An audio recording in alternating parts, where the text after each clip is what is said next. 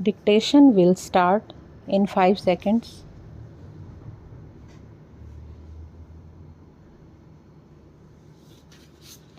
Start. Already a quarter of our population lives in urban India. Stop. The proportion will rise to 1/3 by the turn of the century and cross the halfway mark within a few decades thereafter. Stop. This major demographic trend needs not only to be recognized but also encouraged. Stop. What has gone wrong with our pattern of urbanization is not that there is too fast and furious a flood of people into towns and cities, as that the pattern of urbanization is unbalanced. Stop.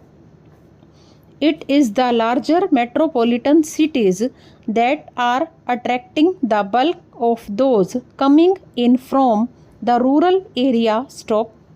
This severely strains the resources of the larger cities without conferring any real benefit on the rural areas from where the new entrants have come. Stop. What we need is a rational pattern of urbanization. Stop.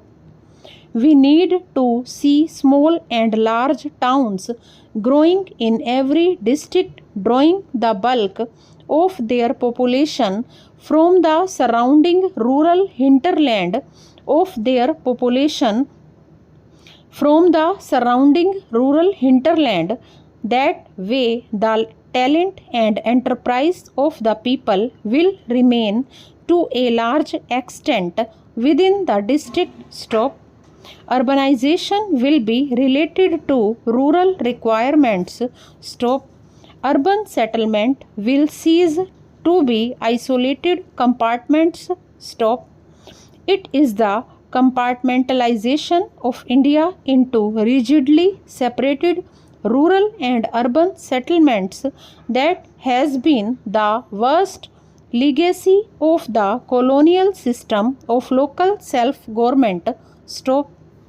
Stanza.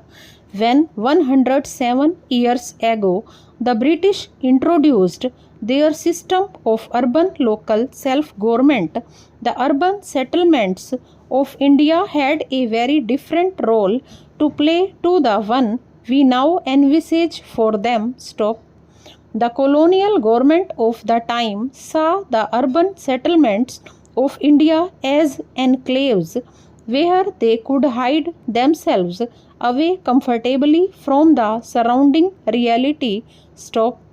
They assumed that drains and drinking water, street lighting and street cleaning were needed only for themselves and their dependent. Stop.